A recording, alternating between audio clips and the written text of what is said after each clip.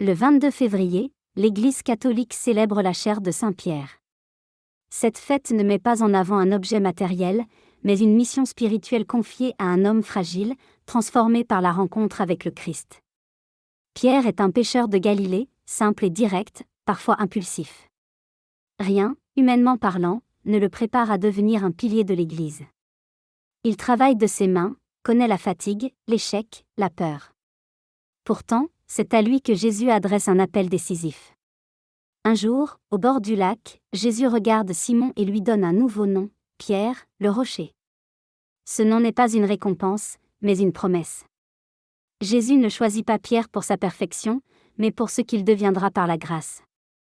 Pierre suit Jésus avec enthousiasme, mais aussi avec ses limites. Il parle souvent trop vite. Il promet fidélité sans mesure. Il affirme qu'il donnera sa vie pour son maître. Pourtant, au moment de l'épreuve, Pierre renie Jésus par peur. 3 fois, il affirme ne pas le connaître. Ce reniement pourrait être la fin de tout. Mais le regard de Jésus ne condamne pas. Après la résurrection, Jésus rejoint Pierre sur le rivage. Il ne lui reproche rien.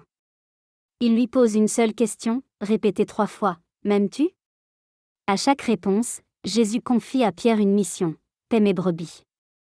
C'est là que naît la chaire de Pierre. Non comme un pouvoir humain, mais comme un service d'amour. Pierre est appelé à guider, non à dominer. À soutenir, non à écraser. La chaire de Pierre symbolise cette responsabilité unique, garder l'unité de l'Église, affermir les frères, transmettre fidèlement l'enseignement reçu.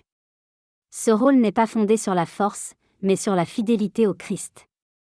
Pierre assume cette mission avec humilité et courage. À Jérusalem, puis à Rome, il annonce l'Évangile malgré les persécutions. Il encourage les communautés, soutient les croyants, rappelle que la foi est un chemin de conversion permanente. Pierre connaît encore la peur, le doute, la fatigue. Mais il a appris à s'appuyer non sur lui-même, mais sur la grâce de Dieu. Sa faiblesse devient le lieu où Dieu agit avec puissance.